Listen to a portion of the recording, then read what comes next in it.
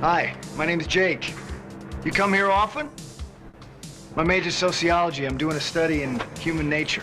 Hey, you're at the $2 late fee, so you must be late. But you're here, so welcome. And listen, because we got Tami Goldsmith, an Emmy Award winner, here, and also the woman who helped me get my black belt, and she got her black belt. The first female to do that at Jun Chung Taekwondo. So here we are. Are you ready? By the way, this is Loren Avedon, and he's joining me today on $2 late fee. And Tammy is joining me as well. You'll hear the whole story, why Tammy's on the show, why Loren's on the show, why I'm on the show. Well, you know why I'm on the show, but enjoy the show and have a great time. We had a great time. So bada bing, bada boom. Hey, Bada bang. Yeah, $2 late fee. Come get it and enjoy. Thank you, everybody. Before there was IMDb.com, there was Zak and Dustin. Congrats! You found $2 Late Fee, the best 80s movies podcast in the world. We revisit our favorite 80s movies. And sometimes 90s. And soundtracks from our youth. And then we interview our favorite people who helped make them. All in the spirit of nostalgic positivity. Thanks for listening. All right, so Yes, sir. I am so honored to have Loren Avedon on the show. Welcome to $2 Late Fee. It's a pleasure to have you. Do I have my $2? No. Yeah, I was going to ask you. I owe you. I gotta owe you. I'll PayPal it to you. So. Well, that's the big question that I often ask people on the show is, did you have $2 late fee is a reference to video store days, right? Did you have a video store that you went to back in the day that you frequented? Blockbuster, wherever. It was mostly Blockbuster because they were everywhere, right? Yeah. And I used to go up to San Francisco to buy video cassettes of Hong Kong films and Chinese films because they didn't have any in LA Chinatown. Right. But if you go to SFO, they're all over the place. And I was just like, I come with an empty bag and go back with a sack of videos. For $40, you could fly up and back to San Francisco. Do you any particular titles that stood out to you? Snake and Eagle Shadow, which Siyun did. That's the company that I work for on those 3 pictures. How long will Chen Fu take the disgrace? The shame, the pain. His life is one long beatdown until an old man with a snake fist secret and a cat with killer claws turn a bumbling coward into the butt-kicking, high-flying Jackie Chan you've grown to love. And then some. He calls it Cat's Claw Kung Fu, but nobody's purring. The evil Eagle's Claw is going out of style when Jackie comes back to town. I could combine a cat's claw with snake fist. See the film that made Jackie Chan a worldwide star from the master director Wu Ping, who brought you the gravity-defying fights in The Matrix and Crouching Tiger, Hidden Dragon. It's classic Jackie Chan with a new twist in Snake in the Eagle's Shadow. Too many to even try to reach back into the TBI brain and figure it all out. Well, I had Don the Dragon Wilson on a few years back, and he had said, I said, did you ever rent your movies from the store? And he's like, I was always looking for my movies when I went to the rental video store. How about you? Were you looking for something? Watching myself. You do? Or I do. I mean, I just consider, I go, I could have done that better, or, that kind of thing. Second guessing.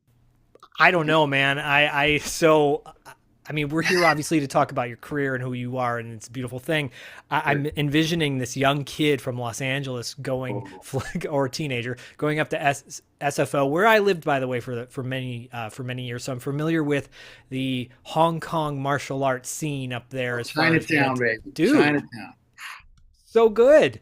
That was a thing back then. People don't understand. You would go to video stores. You had to certain stores had certain movies, right? Right. And certain regions too.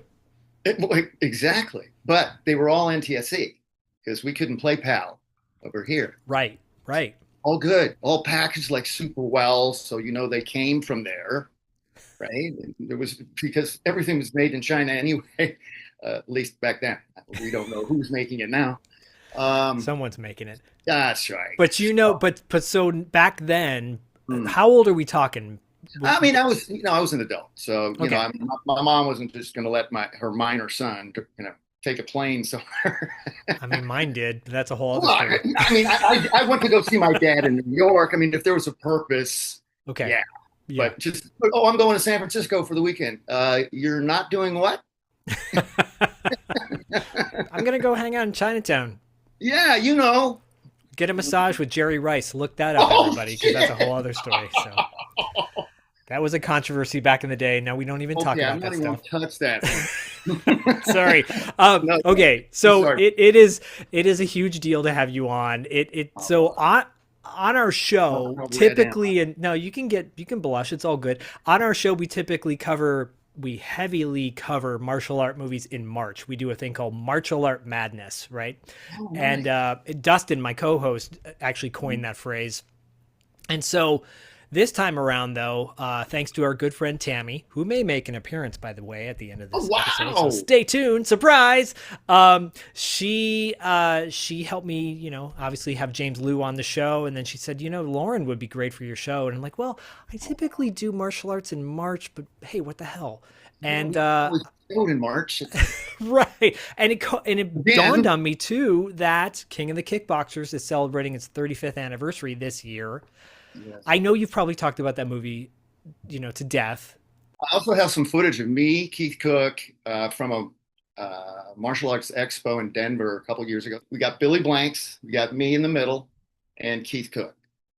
Wow. Keith Cook played Prang and all that. And then, this is the first time that we've all sat down like that. And, like one of the topics was I would go to Billy's school. Garrett Warren. You know who Garrett Warren is? The name sounds very familiar. Avatar. All the avatars, Cameron used him as the stunt coordinator and second unit director. I mean, this is a 15-year job, Yeah.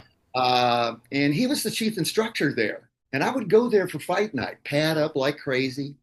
I used to do this didn't matter movie star or not. I want to get some, I want to go and play. Yeah, yeah. And so I said, and we were talking to the audience, whatever, and Billy would let me kick him. He said, no, if you hit me, you hit me. I didn't let him do anything. If you hit me, you hit me. And it was just great. And Garrett used to be there too. Wow. And he was a 5-time world champion then. Yeah, yeah. So we would go at it. I remember the first time we squared off, both of us with the sidekick. We were trying to take each other out. Wow. Because what the heck? You got two alphas. Let's see who can play. And I already knew he was such a brilliant martial artist. He helped me create that form I did in England, in Birmingham, England, many moons ago. But he took the time to do this teach me this musical form. Anyway, great memories with them on King of the Kickboxers as well. I mean, it was hell. Yeah, it was hell, but we trusted each other so much. We worked so well together because we're there to do the job, and you're going to get hit. Right. You're going to have to sell out, and the stunt team, every stunt team had a lot of the same guys. And Tony Leung Shin Hong did Blood Brothers, that's 3, No Retreat 3. Yeah. A guy named Geng Shu was the coordinator and second unit director for No Retreat 2. And then King of the Kickboxers, it was again Tony Leung Shin Hong. Okay. Who was just a brilliant. He was the Green Dragon Master in the first Ip Man. Oh, wow. Really? Yeah. And it's so funny because I have a picture with him. He's wearing a green sweatsuit. And when we're shooting that scene, and it was just me kicking the bag or something in Blood Brothers and whatever. Yeah. But I showed that. I got paid by the Big Island Film Office to do this sort of reportage or, workshop on martial arts films and so forth. So that was a lot of fun. So anyway, King of the Kickboxers. Well, no, I was, you're making me think of all these things as you're talking about this. And obviously, Keith, no, it's great because I saw Keith last year at the Black Creek premiere here in Los Angeles, and Billy Blanks. Long story short, I know him through a school his nephews went to because I taught at that school back in the day. So he would be there occasionally. I'm like, oh my gosh, I'm doing Tai Bo to you right now. Was this in LA or in Boston? In Los Angeles, yeah. Anyways, his I think his brother his Michael? brother's kids. Yeah, Michael.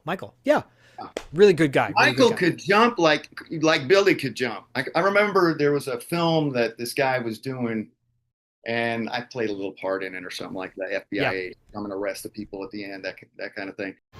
There's a place where betting pays big and losers wind up dead. The circuit. Everyone wants a shot at Dirk Longstreet. Looking at the only guy that ever got out of the circuit hole free. Never lost a fight, never even got hurt. I thought he was dead. He's been like a ghost for years. But trouble has a way of catching up with him. Now a college track coach, Dirk can't outrun his past, and things are getting deadly. It can happen to your brother Jeremy too, unless you decide to play ball. The FBI wants the circuit shut down. We can't seem to find your subject, Dirk. Do you know where he is? Because one more body just showed up. Maybe next time. There may not be a next time. Dirk's brother joins the circuit. Something's going on. He's in way over his head. And getting him out won't be easy. What do you want from me? I want you to fight. In the ring, we have a former champion of the circuit! Olivier Gruner.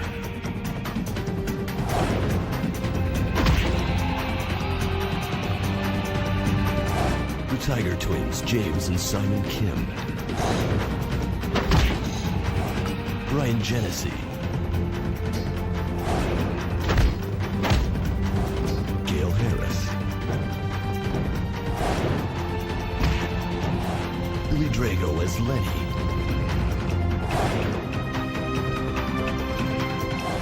Loren Avedon.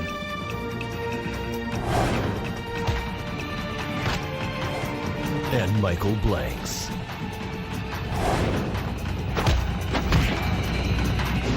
The circuit. Once you're in for life. And Michael was there, and there were all these other teams, and I was helping Michael the most because I knew he didn't have the whole film thing down. Like it was shot in this bull ring, like the bullfighting ring.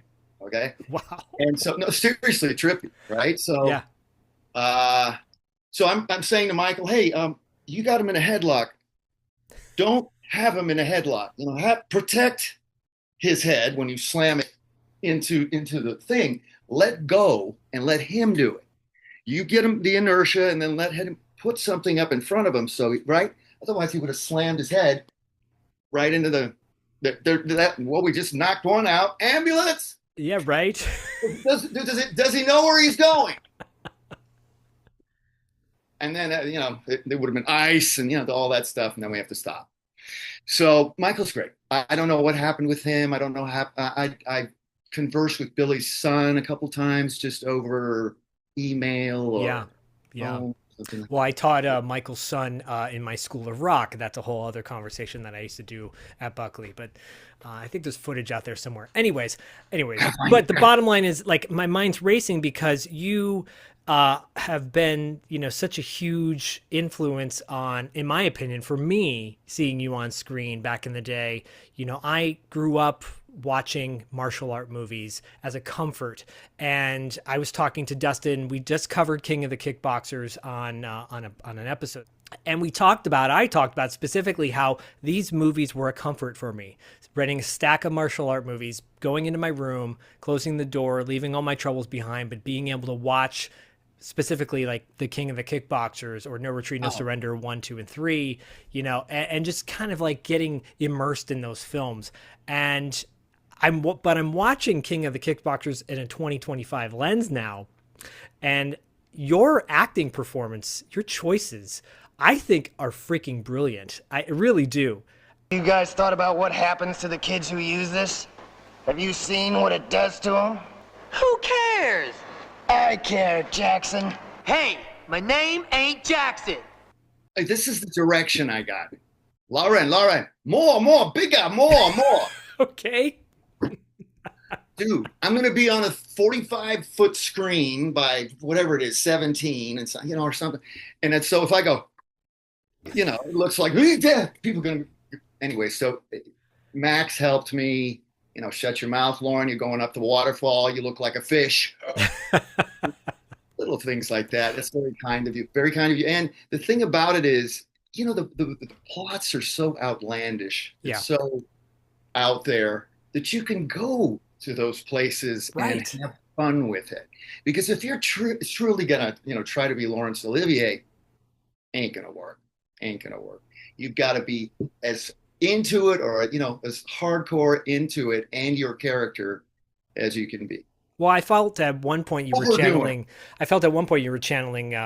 Mel Gibson in Lethal Weapon as Riggs, because in the opening scene where you are a cop undercover with, is that Jerry Trimble, I believe? Yes. Yeah, with the Jerry mullet. Trimble kicking my ass, boy. But you kicked his ass with a heat. What do you call it? Like a hot pad or whatever. Anyways. Oh yeah, at the end, I grabbed that thing, the heater. Yeah. It was at the table. And I go, I'm about to give it to him. But finish what you were going to say, and let me interject about that. Well, no, I was going to say it felt like you were channeling Riggs from Lethal Weapon a little bit in that scene. Was there any influence there? I'm a New York cop. I'm out of my fucking mind to send the SWAT team to the wrong building. Yeah. I mean, come on. This guy, definitely is a pain in his captain's ass, and working with Dick Jekyll was just absolutely phenomenal. Right. On Baywatch, when I was on Baywatch too, I did a couple of two-part episodes, I think in season 3 and 4. Yeah, we have a question about that later. Okay, we'll save that. Save that. But no, working with Billy was phenomenal. I'm so glad he has such control. One little incident. There's lung points on your back around your shoulder blade. Yeah. Okay. So he's doing an axe kick and I duck, but his heel comes right, and that 230-pound mass hits me on the lung point. Oh. And I just keep going and then get myself out of frame. And I was like, oh, Tony was like, you all right? And I said, that happens all the time. Yeah. All the time. And we were so good. I mean, I knew how to throw a punch, pull it back a little bit, and then keep it going. Wow. I was that fast. And even Master Philip Reed, he told me before I went to do No Retreat 2, he's my idol, one of my idols. Simon and Philip made me who I am. And of course, the other masters there and the people that would come, Dolph Lundgren would come to spar with Bill Wallace. And all this stuff. It's just incredible. But those men taught me how to be a man, because that's really what I wanted to do. There was so few choices, of schools. Yeah. And I really needed somebody to show me how to be a man. You're talking about in Los Angeles, right? In Los Angeles, yeah. I'm talking about Wilshire Boulevard in La Jolla, where that first school was. And I went to these other classes and stuff, and these guys didn't know what they were doing. There was no system. I came in, took one class with Simon Reed that night, came home and begged my mother, Mom, I got all my books for school. I'm ready to go. I want to sign up for this 6-month, program at this martial arts school. She said, well, how much is it? I said, it's X. Can't remember what it was, right? And she said, okay. So she wrote a check. And I started, and it was during the summer that I really got into it, right? Okay. Because it was in between whatever, and then the summertime, I wasn't in school. So, but Simon Reed was teaching that night. He taught the beginners. So I was wearing gray sweatsuit, whatever. That's all you had in 79, 80 is that kind of thing, and your Converse All-Star sneakers or whatever. And so I'm starting to take this jacket off because I'm like, I didn't know I had so little fast twitch muscle. I was a runner. I was a long distance runner. And I was a runt until I was about 16 and a half. And then I shot up like a bullet. So oh, wow. Okay. I've been bullied like crazy. Yeah, I bet. All kinds of folks, and learned I was tough. So anyway, Simon Reed zips up my jacket, says, keep your shirt on, I'm like, I sign up for the thing. And, and then 2 weeks later, we're doing Gicho Hyung Ilbu, first form, right? Okay. And he says, Loren and so-and-so are the worst in the class. Wow. I was like, no, get this. That was not to be me. He knew how to motivate you. He could read you. Right. These guys, I mean, if you saw Philip Reed walking down the street, you'd say, is that a cat or is it a person? Because he's just so smooth, and size, a little bit shorter. And then he eventually started calling me Grasshopper because, Kung Fu with David Carradine was still playing on the TV. So how are you doing, Grasshopper? Very well, sir. That kind of thing.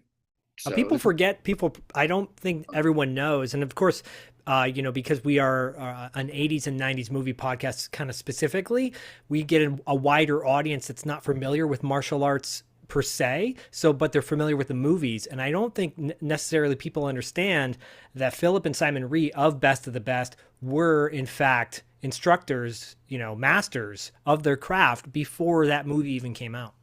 Absolutely correct. And let me tell you, I did one little thing that June Chung shot called Ninja Turf, I think it was.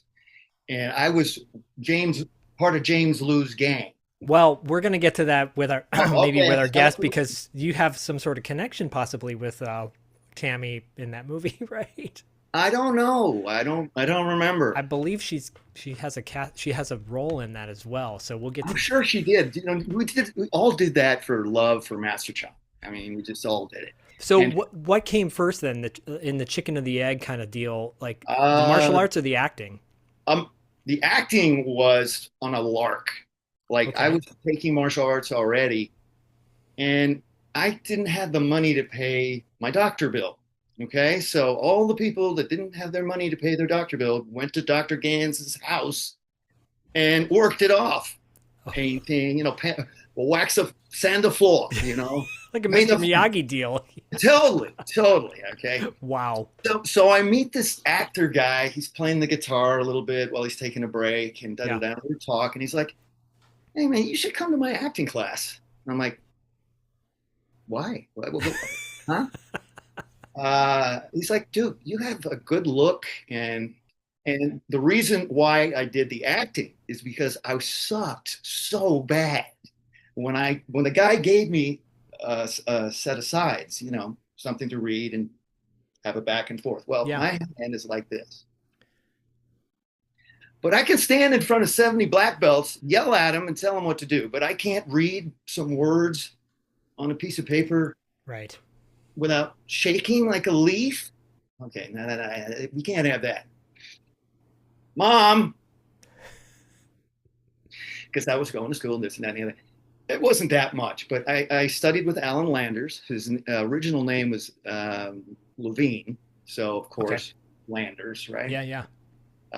He used to live with Victoria Principal. He had this little shack up in Coldwater Canyon or Benedict, wherever it was, Laurel Canyon. Yeah. But he was all about Stanislavski Meisner technique, and it was just perfect for me. Just perfect. So I just was strict with that because I'm so lucky because in these Chinese movies, they're not shooting a master. They're not doing any of that stuff. You'd be standing there going, okay, what am I doing here? Right. True. And so that is also taught in that system. Don't be married to anything that you have created. Be able to throw that away and just be in the moment. Listen, react truthfully, coming from the character's point of view. And you're being in the moment for sure. It's in many of the movies. When you're in a fight, you're definitely in the moment, because if you look in the wrong way at the wrong time, you could be looking at your face getting smashed. So, right. Right. So this is what I mean. We were, and I'll just remember to tell you this before I forget it. Okay. But what you were saying about inspiration, that's why Black Belt Magazine named me one of the 20 greatest kickers in the world. Now, we're talking over 50, 60 years since martial arts movies started. Okay. Wow. They put me in there. Now, Keith Vitale had a lot to do with that, because everybody who's seen me actually do it is like, wow. And I was so fast, and I was always doing what? Giving, teaching. going to these tournaments now as a grandmaster, Yeah. presenting plaques and doing this and doing that, all for Donut Hole, because that's what we do to support our way, you know, and to help others. The kids, I mean, I was a Pied Piper, dude. I was a Pied Piper. June Chong would take me maybe 10 minutes to sometimes to line up the kids. And by the time I'm through teaching those 2 classes and the adult advanced belts, I got no voice. Right. Because you're talking. Okay. That's I was so honored. Now that's the Hollywood edition, of course. That's not talking about guys who were in the ring like Don the Dragon. And, right. You know, Superfly, like Bill Wallace and all that. This was because I did inspire. So I'm tremendously humbled by that. And that's what it's all about. And that's why I always come back to the martial arts. Now I'm a grandmaster, so I just show up and say, you're doing a great job, or you know, you just keep supporting. And people say, well, what do you need a 9th degree black belt for? I said, well, I need one because I want to show people that there's no end. Right. To your possibilities. And you show up to show your support as a senior. You know, that's what you do. Just like what you did as a teacher for those kids. Yeah. You showed up every day and you gave them love. You gave them wisdom. You gave them whatever you could at kindergarten, right? Right. It's mostly just your being. You know, you're like, oh, what are you doing? And what are you drawing? Or whatever you did. You know, that would be me probably. You had your style, whatever. When you're dealing with kids that are learning how to fight, and stuff like that, it can be really funny. Oh, I bet. And there's something so sweet. When I'm learning through the many years I've been doing this show and the various guests I've had, specifically martial artists, people of their masters of their craft, everybody from, you know, you to Jeff Speakman to, you know, Cynthia Rothrock, there's a generosity there where James Liu, for example, as well, like there's a generosity there. There's this want to give. You know, and I had the pleasure of meeting Philip and Simon at a Best of the Best kind of reunion a few weeks back. And, you know, they could have been charging an insane amount of money to do this thing, but it was very reasonable, very like, you know, for what I had to pay. I was like, wow, that's really cheap compared to what people would normally do at like a comic convention or something like that, for example. Right. And they're working with people and they're teaching them, and there's a beauty to that. So I guess my point in coming around to that, and you mentioned inspiration, you know, you're who you are as a person who you've worked with in this industry, both in film and martial arts. There's a beauty to that. And I really appreciate the that you continue to teach. To continue to show up to tournaments, and I request certs for, you know, people that I believe deserve it. That's cool. There's no money exchange. There's none of that. I just did that. Yeah, a couple months ago. I presented a Pro-Am certificate to Grandmaster Victor Turan. I've been now to Denver twice. So Pro-Am means professional and amateur tournament director. Okay. Promoter, that I'm certifying this man, right? As someone who can do this. And then I gave him a top 10 school award because he is a Marine. Almost was probably inspiration for this blues song I was listening to, but you know, he was then with the State Department. Now what's he doing? He's teaching, he's got a family and he's teaching Taekwondo. Okay. Awesome. So here's a man who was a bodyguard for the ambassador to Baghdad from the United States. He and his team. Okay. I'm with this man. He doesn't talk about anything. We never talk about anything. I never ask him about anything because I know well enough not to. Right. You know, like my father never talked about what he did in the Navy. Same. My father was a Navy SEAL in the Navy as well. And wow, mine was a fighter pilot in World War II, and it is buried at Arlington, had full military honors.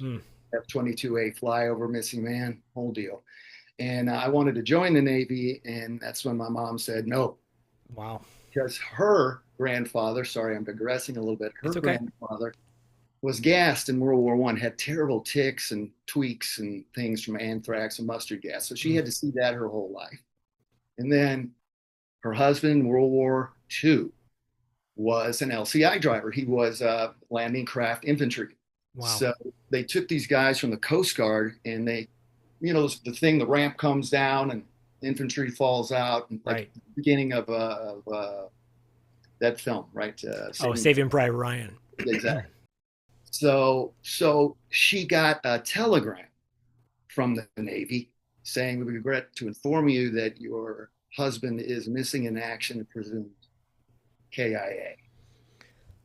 So she's now weeping, and she thinks her husband's dead, and she gets a letter from a British hospital boat from him. And what? Wow. Yes, comms were so effed up, dude. It was D-Day. Yeah, I mean, this generation, there were bodies everywhere. Right. So yeah, and she gets this. She opens it up. She wants to see what the date is, of the letter, because of when she got right. The letter she got confirmed after she got that telegram. She wanted to know what the date. She knew what the date was. Because they said it on this day or whatever. So she's first thing she's looking at the date. Okay, so he's alive. And wow. Hey, I'm okay. I'm on a hospital ship. I just had a 4-masted schooner tattooed on my chest. Because he had a sense of humor. He's a great guy. That's awesome. That's awesome. And so she went through that. Now her only son, wants to go in the Navy. Nope. Anything but that. Not anything but that, but not anything close to that. Yeah, no military for you. Martial arts was my military. Yeah. That's that. That's your discipline. Yeah, that's it. And that's my way. That's I don't know. That's a damn scary story. Yep. But what I love is the thread of discipline and finding this thing to keep you centered or focused, and you found it in martial arts. Yes. And you got to, but then you got to go crazy and wild in acting, I see you again, to bring it back to King of the Kickboxers.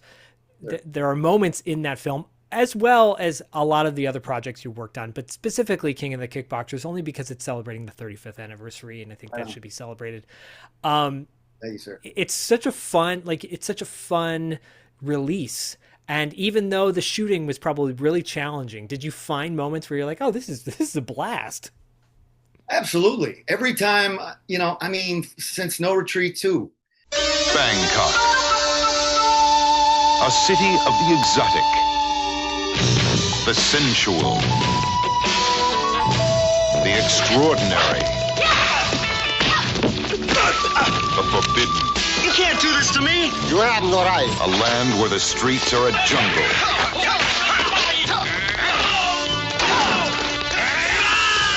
And the jungle is a war zone.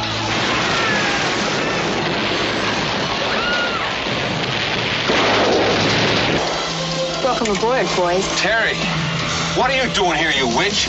Good chow and no bounty hunters, huh? It's the last time I have dinner with you.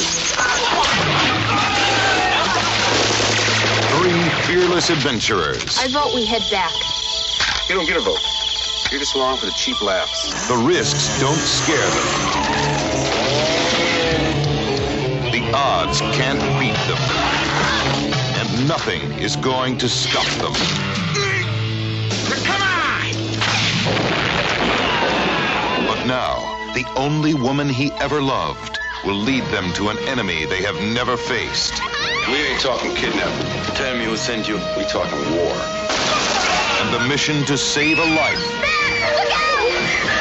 becomes the battle to free a nation. The fortress is impenetrable. The opponents are unpredictable.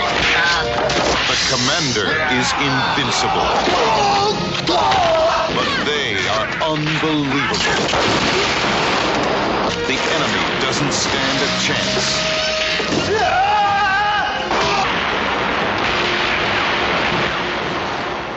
No retreat, no surrender too. And Yun Kuei asked me, Loren, you do, or whoever was translated, probably Roy Haran, the White Devil.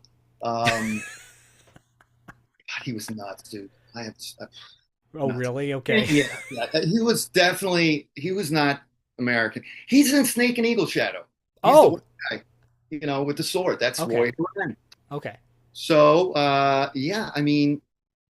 so Yung Kuei wants to know if I'll do that slide for life from a tree to the guard tower. Okay, it's about 150 feet, something like that. Now, how did they do that? All right, well, they harnessed me first. Then they run the cable. And they have the cable that holds you and also a cable that'll pull you back, lets you down, do this, do that. It's tied to the back of a 95 Nissan pickup truck. Oh. 89 Nissan pickup truck that's in Thailand, which, I don't know who's inspecting the vehicles or doing anything there, but I sure hope they inspected that one. So first take, I'm up there in the tree. They got me harnessed. They got me, I'm cabled in, so I should be all right. But I'm not moving. I should be moving in order not to twist. I didn't know that, and nobody told me anything. So now I'm stuck in the middle of the cable. I'm looking down 20 feet, 25 feet, nothing but jagged rocks. And so we got it done. And then I have to somehow do that again with another guard tower, but not with the slide. I climb up the guard tower. So I've got some ridiculously long painter's ladder. I've got Gainchu behind me, thinking he's going to catch me or something if I slip.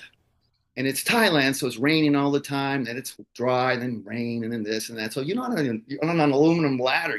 I don't know if I'm going to slip. Maybe. Right. But anyway, I get up to the guy who's actually a Thai army captain. Okay. He's there playing that role. And I grab this guy, like, if I'm falling, you're coming with me. Right. And I get myself over and I do whatever, I smack him or do it. And then the next day or 2 days, can't remember, the captain walks up to me with the wardrobe lady who spoke both Thai, Cantonese, and English. Oh, wow. Okay. And I said, "Oh, you were the guy in the guard tower." He said, "Yes, I just wanted to show you what you did to me." Oh, no. Sure. He's got these massive bruises. Massive bruises. Oh, God. He's the captain in the Thai army. He could just arrange for me to trip over a claymore, Yeah. And they were using, this is scary, C4 and diesel fuel. That's how you get that black and orange flame and black smoke is diesel fuel. They put it in a plastic bag. They put an explosive underneath it. Oh, God. And not det cord, just, make a spark and boom. Well, C4 is a plastique. So there were guys getting burned, seriously burned, when the plastique would hit them, if they were close enough to the actual explosion. So you can imagine they were all, and the first VFX guy, or I should say special effects guy, not visual, he was an asshole. I mean, real asshole from America. He's telling me, "All right, Loren, run exactly where I show you to run, because I'm hitting the nail no matter what." Because they would use a nail. For example, you got a bunch of squibs. Yeah. And he just run the nail across these other nails to complete the connection and make the little explosion of the little things that have been, put in the car. That's how they do it, just like that. And especially on that kind of, it's easy, it works, and these guys are blowing shit up all the time anyway, so they don't care. But that kind of thing was going on. It just was we wouldn't have ever gotten insurance in any other country. There's no insurance needed in Thailand, really. Well, you've worked both sides of the pond, so to speak, and being back in the States, it's a different story when you're making projects and probably a little different vibe. Much more tight. Yeah. Well, I do want to ask you a couple questions about that. And a fan of the show, Ronnie Raimundo, he's a friend of ours, and he did ask a couple questions, but I'll try to get to as many as I can. He wanted to know about Baywatch and your experience on that. The Kicks episode, where Yes. I come in and I play the Navy SEAL that's like, my money's on that guy, da da da da. Right. This is a killer like me.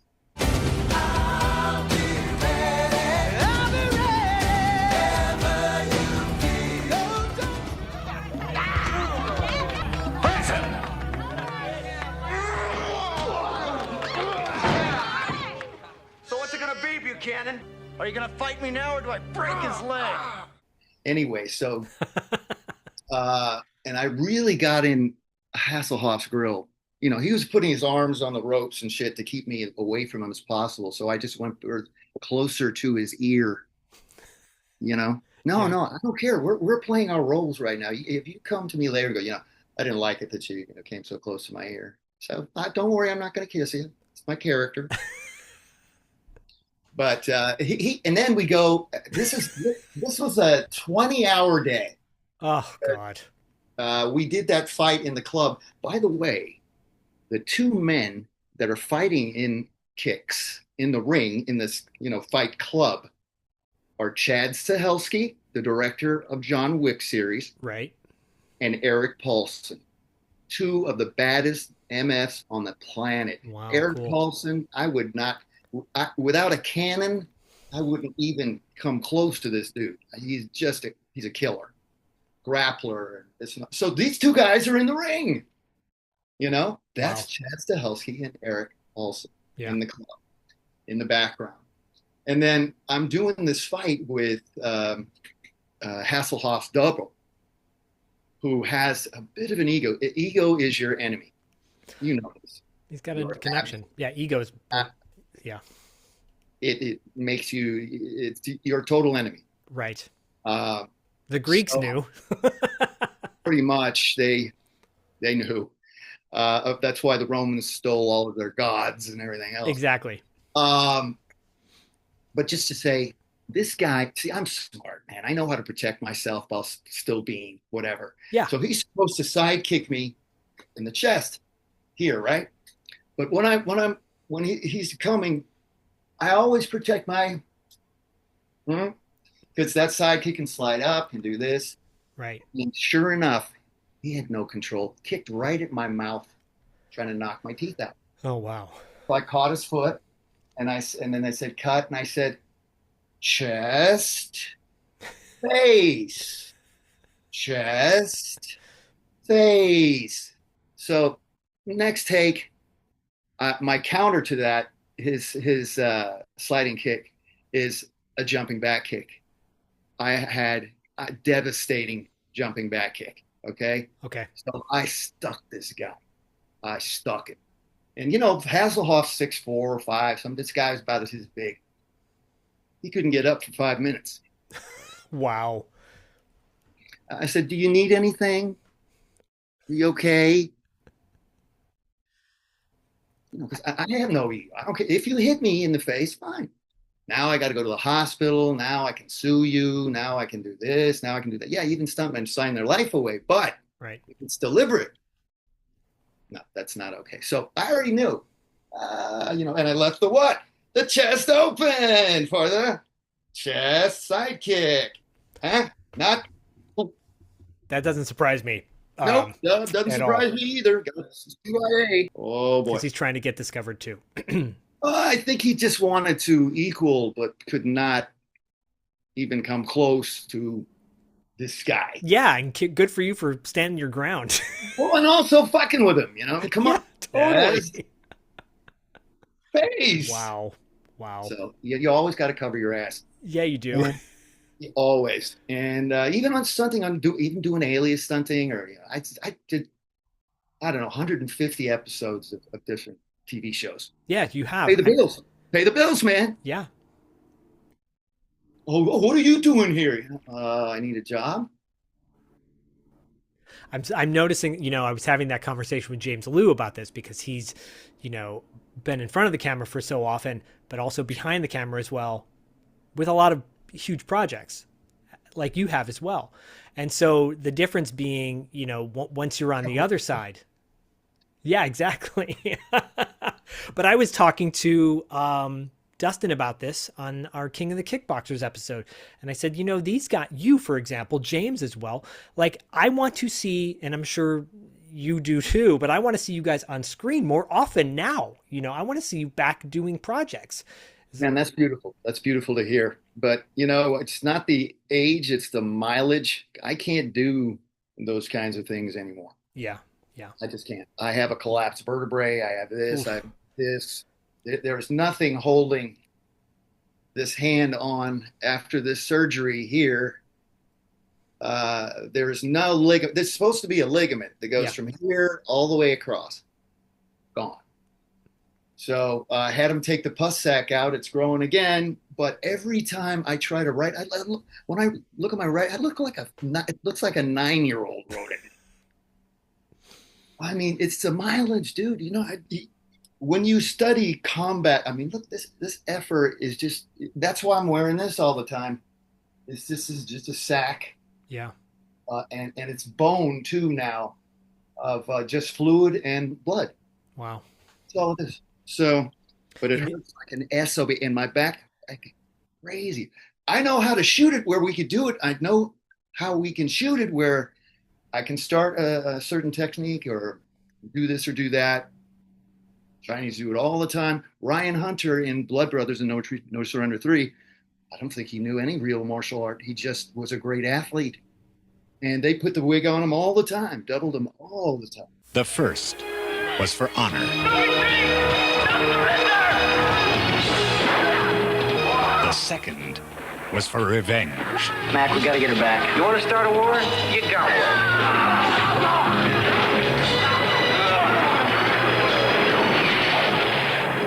This time, The only thing that was keeping us together is dead. it's family. No retreat, no surrender. 3. Blood Brothers. You're talking about some of the most powerful people in Washington. It's a great loss to all of us. I don't want your sorrow. I want action. Will! I'll take care of it. I'll find my own way.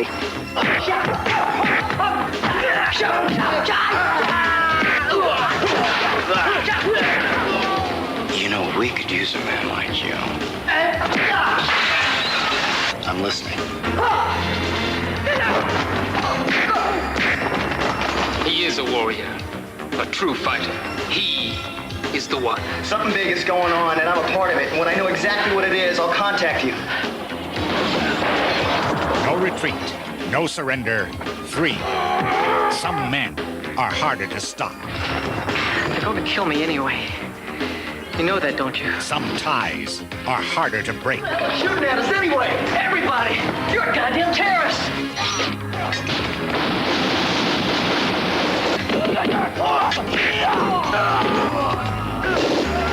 No retreat, no surrender.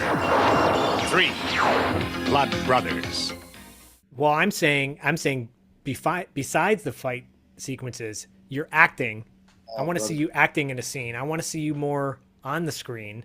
And speaking of that, speaking of seeing more of you and maybe some like more intimate stuff, I'm going to bring in a friend of yours. Tami Goldsmith is here. Oh, Tammy! I'm going to bring her in right now. And for those that are wondering, I'll give a whole backstory on this in just a moment, so stay tuned. Got to show that picture that you sent me. Oh, I will. So I'm going to actually have that photo pop up. Tami Goldsmith is joining us. She's coming on in just a moment here. And this is really special. Tammy is a friend of mine, friend of the show. And whoa, she's got her blurry, awesome background. Tammy, Loren, Tammy, good to see you. Hi, so good to see you. I know, once every 20, 25 years, whether we need it or not. When was the last time you guys saw each other? Was it that long ago? Yeah. Probably was. Oh my gosh, my warrior sister. I know, right? We go back a few decades. So Tammy is a friend of mine. We met a little while back at a Best of the Best event. a reunion. And thanks to Tammy, that's why you guys can check out James Lou's interview and, of course, Loren's interview now with me, and more to come down the road, but stay tuned for that. But Tammy, it's great to have, I told you, I said, I'm going to get you on the show. And Loren says to me, Loren goes, hey, I don't know how your show runs necessarily, but this is a bad impression of you, Loren. I don't know how your show runs necessarily, but is it possible to get like Tammy on the show? Could we make that happen? Because I haven't seen her in forever. And I'm like, Tammy, can you come on the show? Of course, you said yes. So thank you for being on the show with us. Of course. Thanks for inviting me. I'm putting an image on the screen for those that are listening to this. Go to our YouTube, or now you can watch it on Spotify, but go to YouTube and you can check out the video of the two of you. It's the two of you. It looks like a Valentine's Day a party. It was after our red belt test. Loren's mom hosted a little get together, and it happened to be around Valentine's Day. Loren's mom used to live, well, it's right across from Beverly Hills High, right? Right. She had Spalding and Olympic. Yeah. Yeah. And our dojo was really close to there. So we all went. And this is just one of the photos that I found. So. Interesting. So it just coincidentally happened to be Valentine's Day. Yeah. No connection there. Not like, okay. There was a bunch of us there. Watch it, pal. I'm just saying, it's a great photo. It is, because we loved each other. We had so much fun. We were tight, it was like when you test for your black belt, it's pretty grueling, and we all trained together and worked together. And I think Loren exceeded on the forms. He had these beautiful kicks. My passion was more in the sparring. So okay. Yeah. You could kick your ass, buddy. I know. Look, when we first met for the first time, I'm like, she looks like she can still kick my ass, by the way. Because I'm just a little scrawny white boy. But Tammy shared with me initially, Loren, that and then you confirmed it as well, that you both studied under Philip and Simon back in the day. And so Tammy, that's where the two of you met? Yeah, because we trained together. We took classes, many, many years. And I don't know what you said prior, but, there was a lot of great people there at that time, right? And one that we tested with that has mysteriously disappeared. Tom Keller. We don't know where he is. So if Tom sees this, please get in touch with us. Oh, interesting. Okay. Well, shout out. Yeah. Let if anybody out there. Shout out to Tom Keller. I mean, there may be a lot of Tom Kellers, but you know who you are because we are. Right. Yeah. No kidding. Well, and then Loren started to bring up a story about a movie he worked on. It's had a few different titles, but it's called L.A. Streetfighter. Oh yes, we're all in that, right? Ninja Turf, I think it was first called. It was Ninja Turf, and then it was L.A. Streetfighters. So here, catch. Here, young. Who are you? My name is Mario. We heard about the Rumble, that's why we came. How'd you like to come work for us? You're dead meat, mother.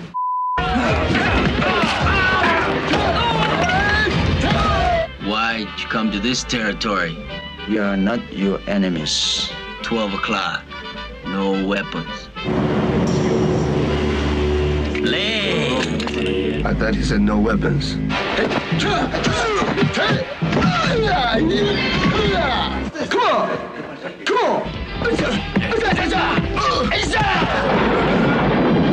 My guests are very important to me. We don't want any violence. Here. Thank you. Well, it is a pleasure doing business with you gentlemen. They're selling drugs. I don't care about the money. I just want to teach them a lesson. I'm the best hitman from Japan.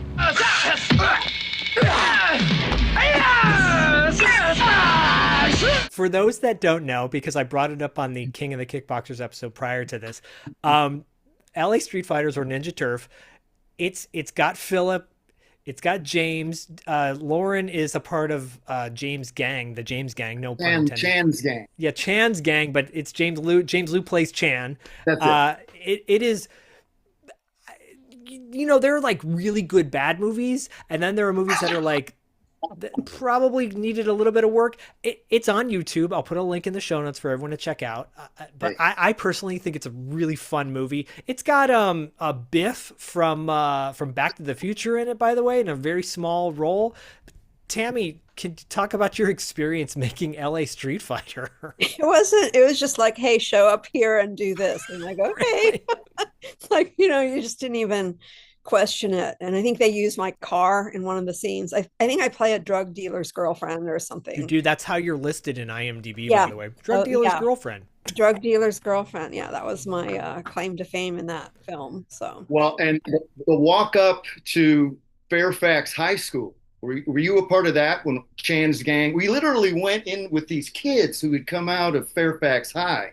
Were you there for that? No, I was. Oh my God, we were pushing these kids out of the way. We were acting like, and they saw the camera maybe, but they didn't even care. It was a lot of impromptu. Do the scene, and we're thinking somebody's going to come up with a baseball bat and just smack somebody, But that was all just spontaneous. We just did it. Really impromptu. It wasn't anything super. You didn't have to do fight scenes in downtown LA and land on poo-poo and pee-pee and all kinds of things. Well, yeah, because Loren, you shared a story about that. Would you mind retelling Sure. that? Yeah, please. So we're in this alley. I'm like, okay, I can't. This is gross. I cannot do a face plant on this. So I find some cardboard. Right, just put some cardboard down.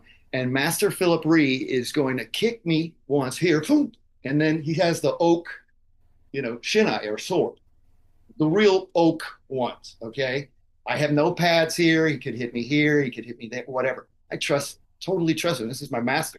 Right. So he kicks me, and then he kicks me again it's whack, whack, and then the kick, and so I shoot my legs out and do a dead man. Flop onto your chest, and your face or whatever hits the ground. Cardboard. It was good for one take. Then it kind of got yucky. But yeah, I mean, that's Master Ree just going whack, whack, because he knew exactly where to stop it, and he kicked me pretty well. Oh, did you? I don't know if you talked about, was JJ Perry in any of these? I can't remember. Sweetheart. I put him in Silent Force when I did that. That was 95. The Silent Force is an ultra-secret branch of the U.S. Drug Enforcement Agency whose job is to stamp out drug crime. These agents have been selected for their fighting ability, marksmanship, intelligence. They must be at their best at all times. The criminals they're up against are well-equipped and better financed than they are. One mistake, just one, could be fatal. You will shoot to kill. The Silent Force. Tag, you're it. He did stunts for me and was one of my team or whatever for that. Yeah. And then I hired him for fight choreographer on Deadly Ransom. We call it Deadly Handsome because that's all it is. Hey, sure. And but JJ saved Scotty Coyote's life on that movie because there was a 300-foot slide for life, and some bozo second AD or first AD was on the wrong channel. Oh no! Oh no! All he could hear up there was on his channel. Stunts, supposed to be stunts only. Wow. So he starts to go.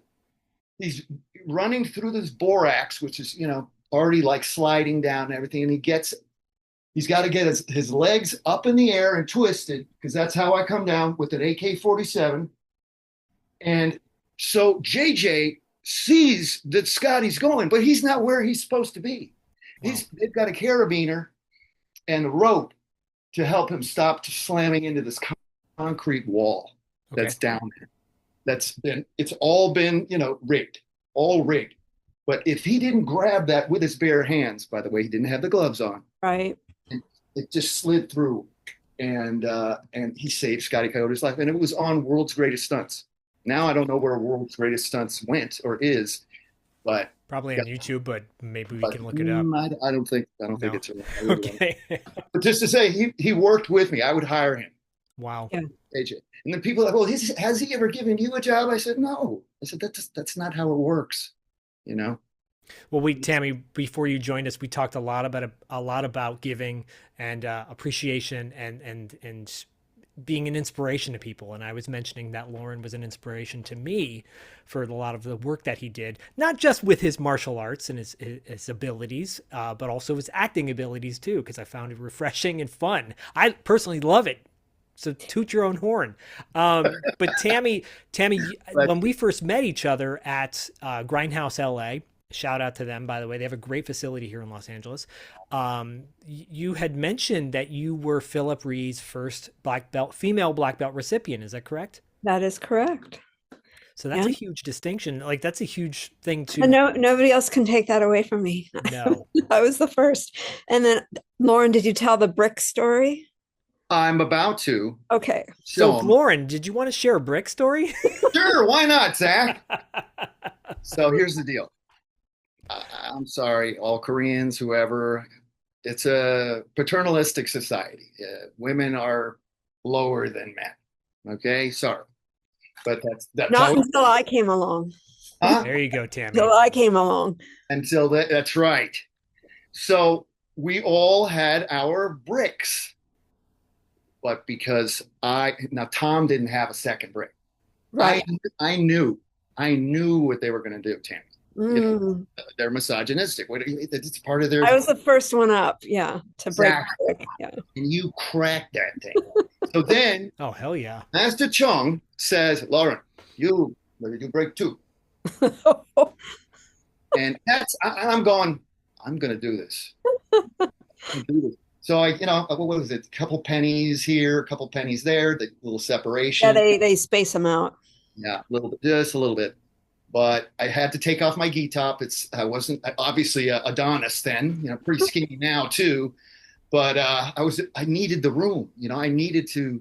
It was hot, so hot. August 10th, 1985. Oh. And so they let me take that off, and I just did.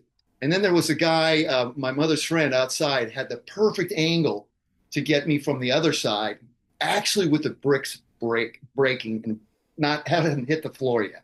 I have a photo, by the way. Loren sent me a photo. So for those that are not watching and listening, go to our YouTube and check it out. You can see the image that Loren's describing. Richard and Robert Alonzo's father, he took some photos that day too. No. This is guy, a professional photographer friend of my mother's, Hal Frazier. Okay.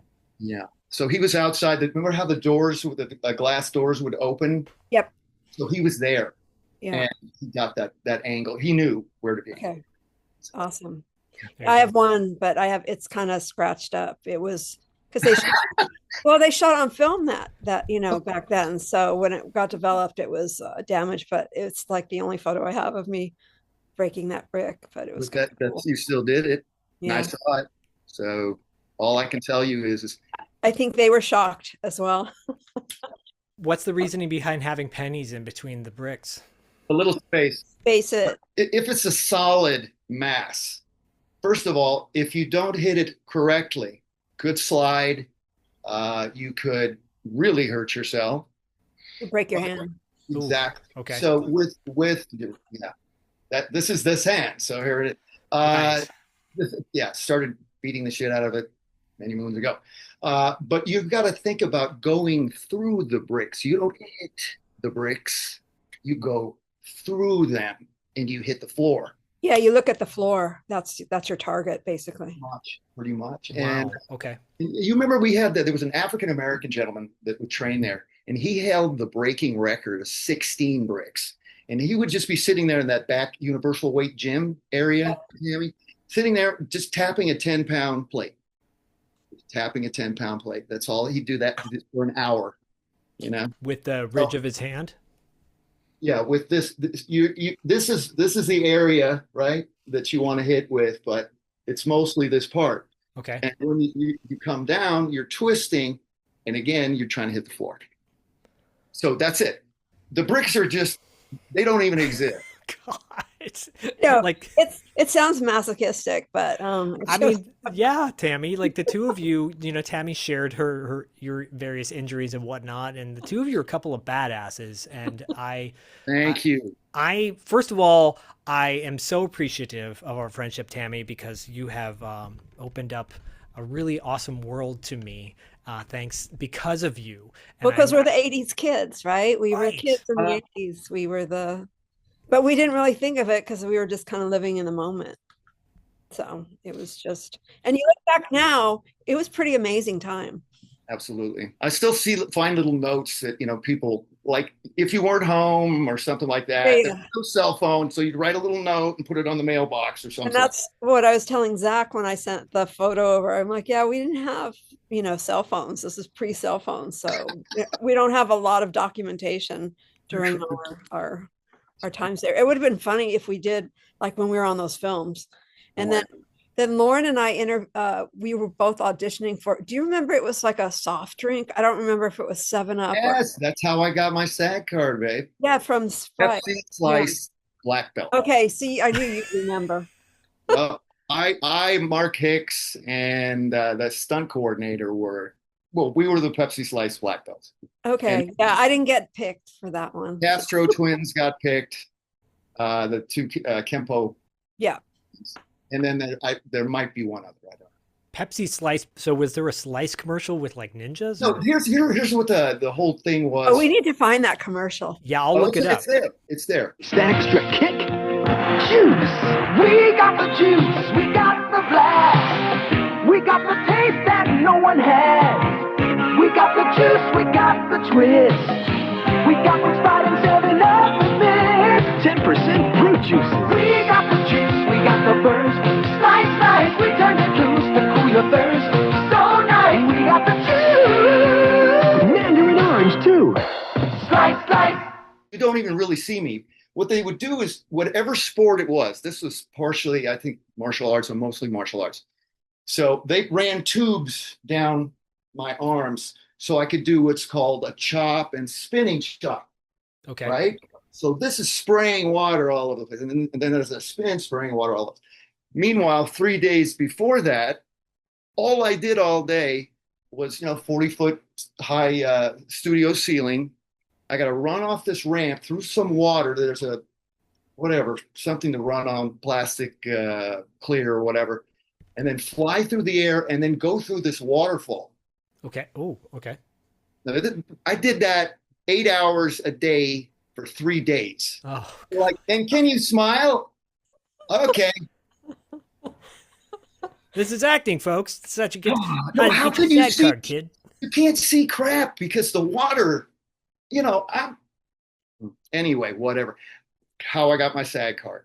That was We went on some funny auditions. So did you go together? They would call the studio. No, we were just there. Yeah, they'd call the studio, and then Philip would send us like on wow wild goose chases. So yeah, but anyway, it was fun for sure. And having a family.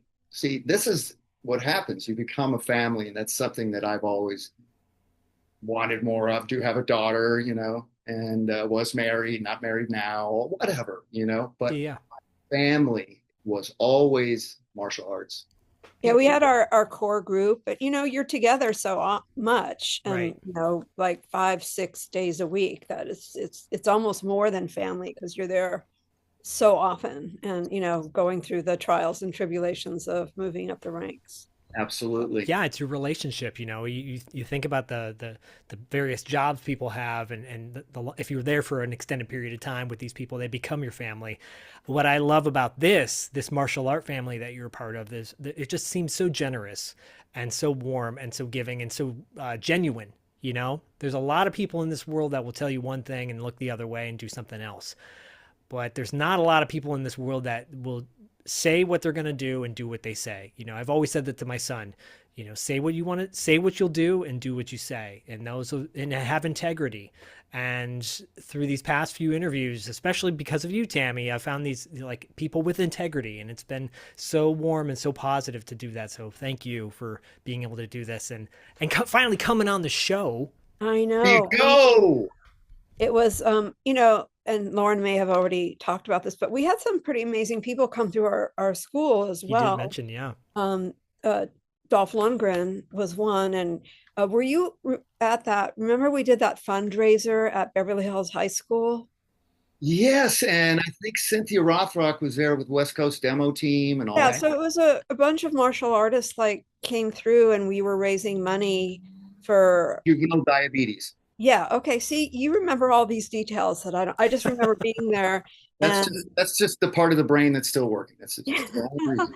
But yeah, so Dolph would come by and he was just getting started with his career and But he was the fourth Dan Kyokushinkai.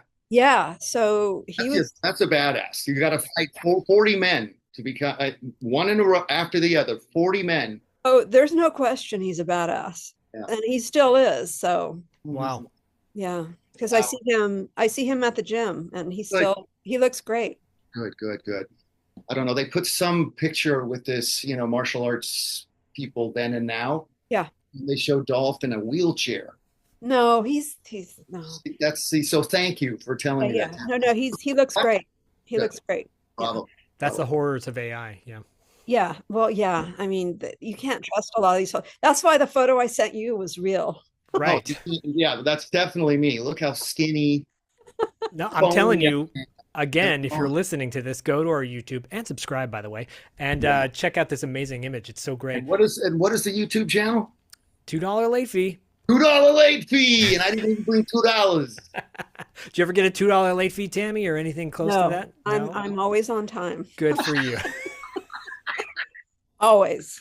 I had to become a teacher to learn how to become on time, and now I'm super regimented. And my wife is like, "You don't have to be we don't have to be on time all the time." I'm like, yeah, we do. Yeah, so you should train in martial arts. There you go. That'll fit right in. I should go back to it. I used to do it when I was younger. Maybe it's time to revisit it. But might be a little far, but there's there's Boxing Works. That's Brian Popejoy, and I used to train with him too down in Hermosa Beach. But great gym. It's Muay Thai. Great fighters, great atmosphere. I trained there, and I trained with David Leach. Yeah, he used to. Chad Sahelski, and then Tony Messenger used to. Yeah, so they all used to teach down there, and that was really cool too. So he's in Torrance. I think he's right by that mall there, because there's plenty of parking. There's a great mall over there. Yeah, for all those names that you just dropped, they have to turn around and say, "Yeah, but I trained with Tami Goldsmith." So. No, they trained with Loren Avedon. Stop it. Loren and Tammy. Tammy, I know I'll see you again very soon. Yep, I'm around. I'm working on, see who your next guest will be. Yeah. that you hook. James Liu, by the way, has been blowing me up. He's just like, I got a project for you. I got this idea. And I'm like, okay, cool. Let's talk. Good. But Loren, I mean, I would love to do a follow-up down the road and perhaps talk about some blues music that we both enjoy. Well, we can do that for sure. Oh, wait, I got to get in on that. Okay. All right. Well, Loren, how about this? When next time you come out to California, because your daughter's out here, right? Yes, she is, but I just came to see her, so I'm not going to be doing anything much next year. But I'm going to Europe. I'll be in Czechia for the Knights of Bushido, and then I'm going to UK Martial Arts Show. Okay, so last thing I want to talk about in regards to King of the Kickboxers, any word if that's ever going to get a release, physical release on like Blu-ray or anything like that? They've already done that in Europe. Germany has some wiggle room with what they do. For example, it's out on Blu-ray. For example, Kickboxers. Now Blood Brothers is as well. No Retreat, No Surrender 3. Okay. On Blu-ray in Europe, and has the different languages and all of that stuff, but super gorgeous. So we're going to see. The problem with the rights in America is that Seasonal Films became a defunct company in Hong Kong in 2008, which means everything. Look, it's been re-copywritten here in America. Okay, so it's copywritten. Because I was like, I want to go to Europe and try to find a master somewhere and say, I'm Shapiro from Shapiro Glickenhaus. Blah, blah, blah. Anyway, but, can't really find it. But apparently they did a very good job with those two. Okay. So I do have King of the Kickboxers on Blu-ray, but I don't have a Blu-ray player. So we'll see. But it's in limbo here in America. Yeah, And that needs to be rectified because we need it here in the United States, and I would love to do a screening at some point here in Los Angeles. I don't know what they'll do, but we'll talk privately about maybe who you can talk to. To be continued. To be continued. All right. Tammy, I love you, babe, and I'm so glad to see you. You wait too. 25 years to do this. I know. Well, like Zach said, when you're in LA, I know. You know. I had to get out. Everybody's busy. No. Oh, I can meet you for a coffee. Let's see, 2 weeks from 3:03 to 3:03 in the afternoon. Well, I think the date's been made. We just need to make sure when next time you're out here, we make it happen. So. Yeah. No, for sure. Yeah. All right. We'll make it happen. Well, thank you both for coming on the show, and thanks Tammy for popping on and of course sharing a little LA Street Fighter knowledge too. Y'all got to check it out. I'm telling you, it's a lot of fun. I didn't know it was on YouTube. Now I'm gonna have to watch it. Oh yeah, links are in our show notes, folks, to check it out. Until next time, thank you guys. It was an honor. Hey, take care. Honor for us too. Love you, Tam. Thank you. Bye. Bye. Wait! Oh, I needed that.